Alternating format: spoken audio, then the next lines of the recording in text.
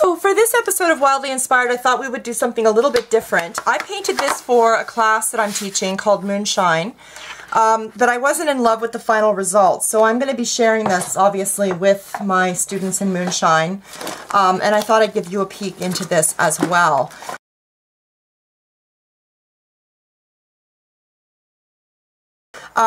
There was something about the piece that was just not working for me. I didn't love my writing down here, and the shading was off for me.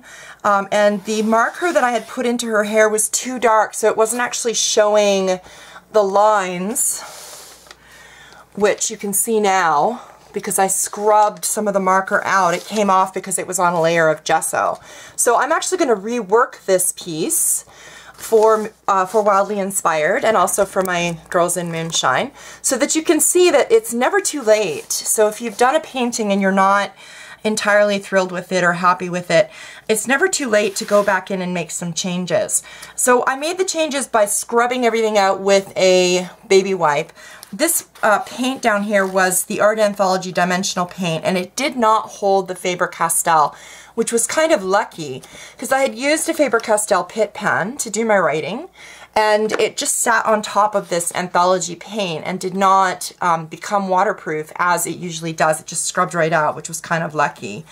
The rest of it was paint, Copic marker, and Spectrum Noir marker, as well as some black fine liner, but I was able to tone that down with a baby wipe. This background here was totally boring me, and I was, although I really like the washi, I wasn't really, I don't know, thrilled with the washi. So I'm going to go ahead and start reworking this. One of the first things that I want to do is just work on the shading in her face. I'm going to do her shading with a Prismacolor, and I'm going to use Black Raspberry, which is my favorite face shading color.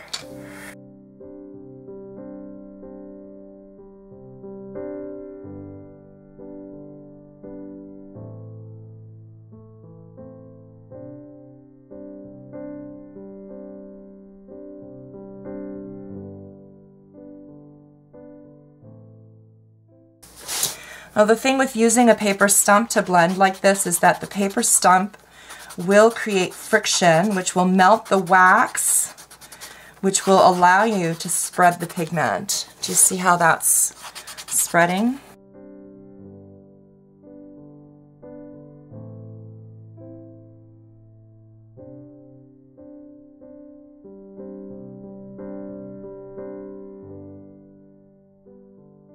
So I've got that more darkly shaded now, and that's making me happy. I'm going to use some zinc white to blend this out a little bit, and the wetness of the paint is actually going to reactivate the, it's going to activate the pencil. You'll see what I mean in a second here. So when you do this with the zinc, it activates the pencil and it lets you smooth it out so that it's no longer looking like pencil.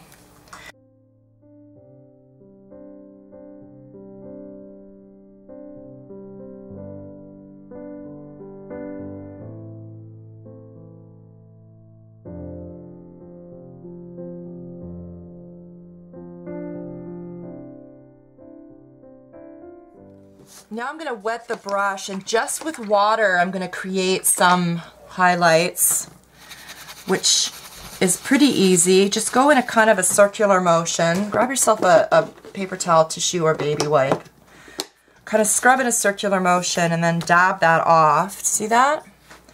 And that will remove some of the pigment, and then it will let you shape the areas where you want highlights.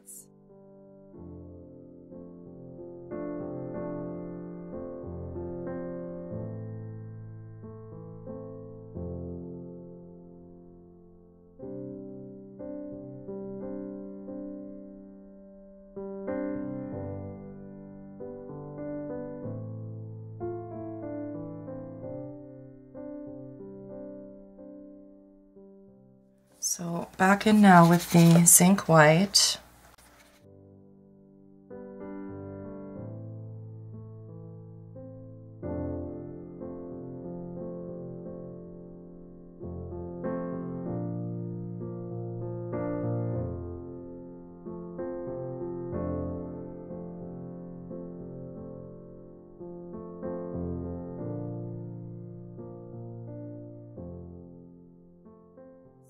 Her face is drying, I'm going to leave it alone, and I'm going to go into her hair with a transparent layer of quinacridone burnt orange, which makes a beautiful red hair.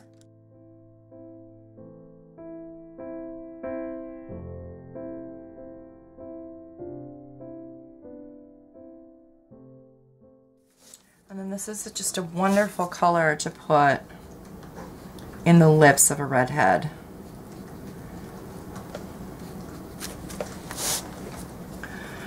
You can put some in her cheek area. We're going to tone that all down with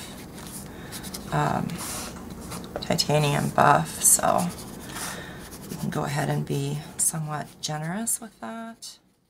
And I'm going to leave her face alone for a while I bring in a different color into this dress. If you're not in Moonshine, then you didn't see how I did this, but this dress was made with cloth pressed into a dimensional paint. That texture will stay there because we're going to put on a very thin layer of paint here. But I just really want to green up this area a little bit.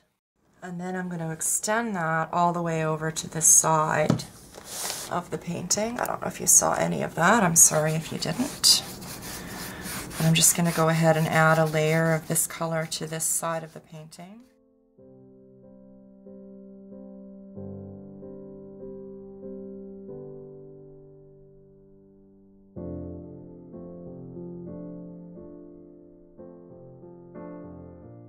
This is just so much more dramatic than it was when I first painted it, and that's what I was hoping for, was drama. So I'm going to give her eyes the same shade.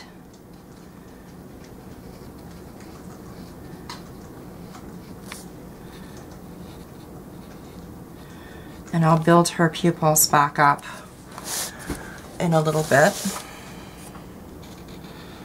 using the smaller brush to just go in around her hair with the green, and then coming in with some shading. What I really want you to get from this is the message that you never have to stop. There are no rules. If you're not happy with the way a painting looks, even months after you've finished the painting, go back in, play with it a little bit. What's the worst that can happen?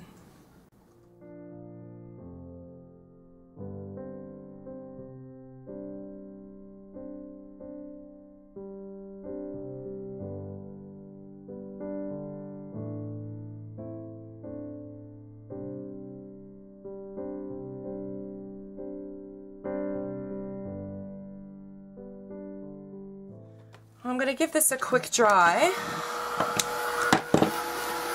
and then I'm going to shade with charcoal, which is one of my favorite ways to get drama into a painting. So I'm just going to go in around her features with this woodless charcoal. I've got this in a Derwent holder.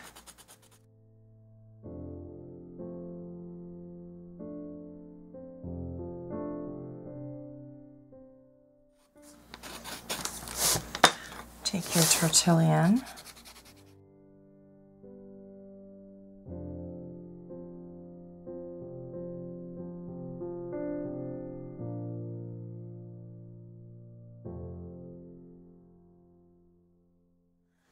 And then I'm going to bring her pupils back in.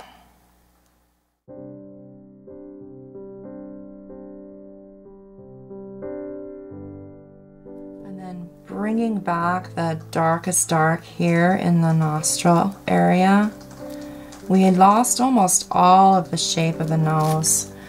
So I'm just bringing that back with the black pen. And then same with the inside of the mouth here.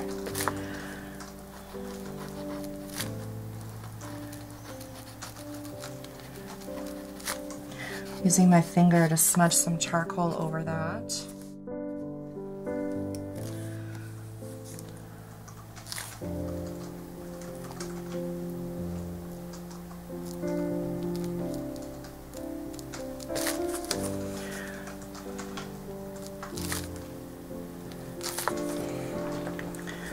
Crooked little nose. Just a little bit of black under there.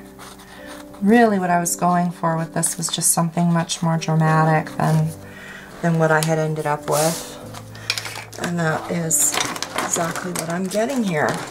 So I have a Angelic Color Uniball pen, which I'm going to use to create a line of highlight along the upper lip, along the philtrum. I want a line of highlight just under here and right here. Not too much though. And then some of that in here. So I'm just kind of scribbling it in and then using my finger to smudge it. I'm going to put some along here. Upper lid. Put in her eyelight.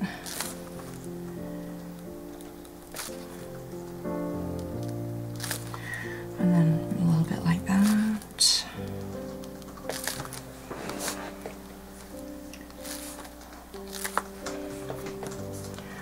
Multiple reflections is always really interesting in an eye. And then I want to refine her nose a bit with this. It may seem kind of odd to use a Uniball Signo for this kind of thing, but it always works really well for me. So I'm just adding in her little nose wings, kind of bumping her nose out a little bit, giving it a little bit more of a roundness at the tip. I really wish her nose had been bigger, but to try and fix that would be just way too much. And then a white highlight up along the bridge of the nose. A little bit of white under here.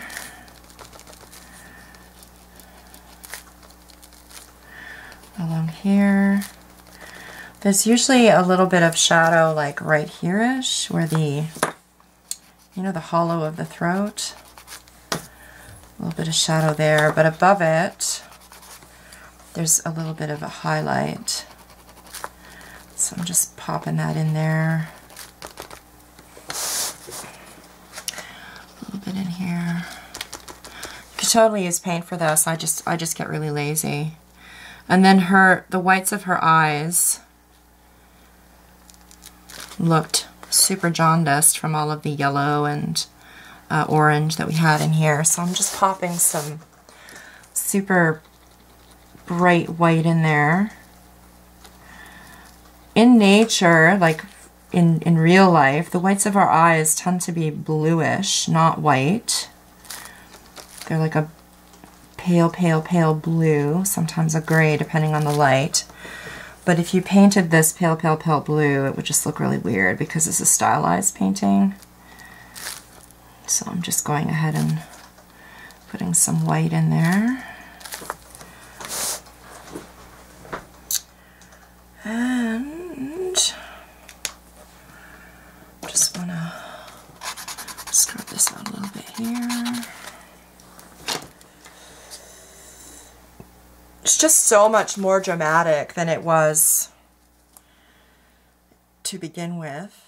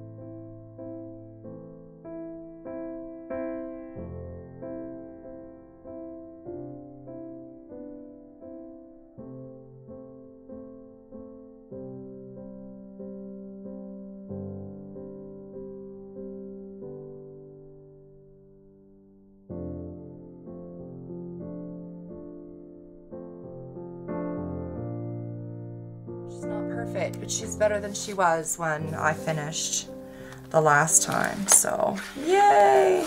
So I hope you enjoyed that. I'm going to be using this side to put in just some journaling about last week, because this was done on last week for Moonshine. This was done for Book of Days. And then I'm going to let this be for Wildly Inspired this week. Hope you liked it, and I will see you, if not next week, then the week after. And big love and smooches, and I hope you play along, and I'll see you in the Facebook group at facebook.com/groups/The Glitter Hood. And you can also visit me at my blog at effiewild.com. Love ya! Bye!